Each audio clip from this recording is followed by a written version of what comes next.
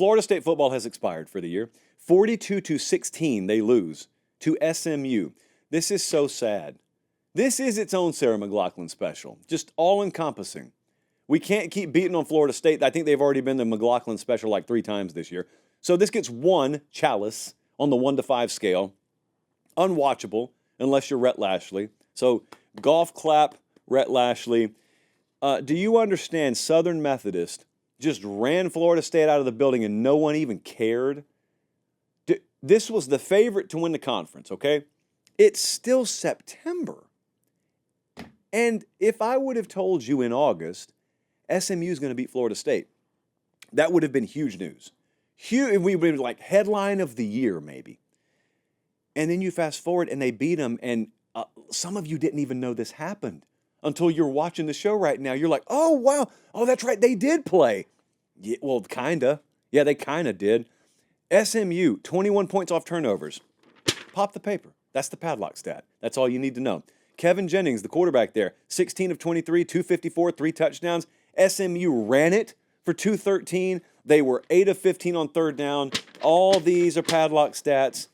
It turns out that game they had, that loss to Brigham Young, may have been a blip on the radar screen. Number one, because it was an out-of-conference game. Number two, a lot of folks seem to be losing to Brigham Young these days. Not a bad team. They're at Louisville this week. Sleeper game. SMU at Louisville gave serious consideration to going to that game. So they're a 6.5-point dog at Louisville this week, according to FanDuel. But then after that one, look at the schedule.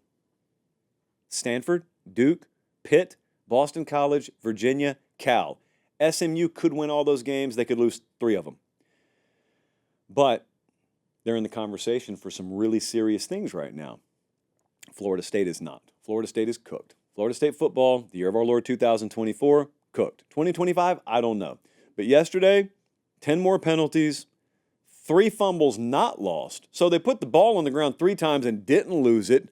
Normally, that's like a gift from above, and you win a game and you just wipe the sweat off your brow when you watch the film the next day. Not Florida State.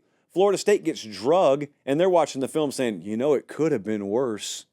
That's where Florida State is right now. DJU, 40% completion yesterday. They were 3 of 14 on third and fourth down. Couldn't even average 3 yards per carry. And I was over on Knowles 24/7 earlier today, and one of the posters made a really good point. And they hate me over there, so it brings me no joy to make this compliment. But they made a good point.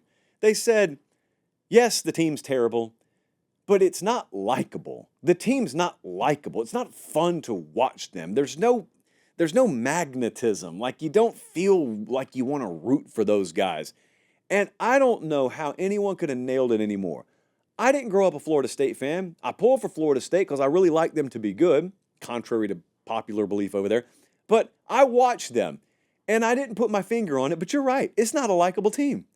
Mike Norvell's likable to me, but the team's not likable. Look at him. He doesn't even like them. See that? So their next 3 games, they got Clemson this week at home. Now, let's play a little game. Not football. I don't want you to lose another one. But let's play a little game. What would you say Clemson should be favored against you? Jeopardy music. Jeopardy music. 14.5. Is that enough? Is that enough? You are a 14.5-point dog against Clemson at home. Then you're going to go to Duke. Then you're going to go to Miami. And you got North Carolina. You go to Notre Dame. You got Florida still on the schedule. Is Florida State going to get 3 wins? They got 1 right now. Or Charleston Southern, we're going to go ahead and make the bold assumption they get that one. Do they have another 1 win here? 2 wins? Do I hear 2? They're not coming close to going to a bowl. So can they get 3 or 4 wins? We're talking about the kind of scale, the likes of which is beyond worst-case disaster scenario. And that runs the risk of everything turning toxic. Not that it hasn't already. But I'm always the last one to put anyone on the hot seat. I'm not putting Norvell on the hot seat. I'm not even close to that. But I will always acknowledge, I'll say the same thing about Freeze at Auburn. There is a point of toxicity that can set in if a season really goes off the rails and down the mountainside. I'm happy, I'm content just looking and saying, this is a lost season, scrap it. Whether we win 6 wins or 3 wins, lost is lost. Let's just move on to next year. I, as a fan, am content saying that. Most fans are not.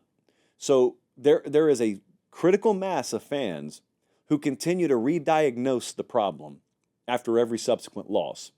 And the reality is a dead team's a dead team. It doesn't get deader than dead. But they'll still continue to re-diagnose, and you just sit there and you bathe in that toxicity, and then it tears apart at recruiting and program chemistry, and it spills beyond just that year. If that happens at Florida State, I don't know what to tell you. I don't know that it's happened, but I'm just saying that's the risk you run. If you throw up a 3-9, that's the risk you run.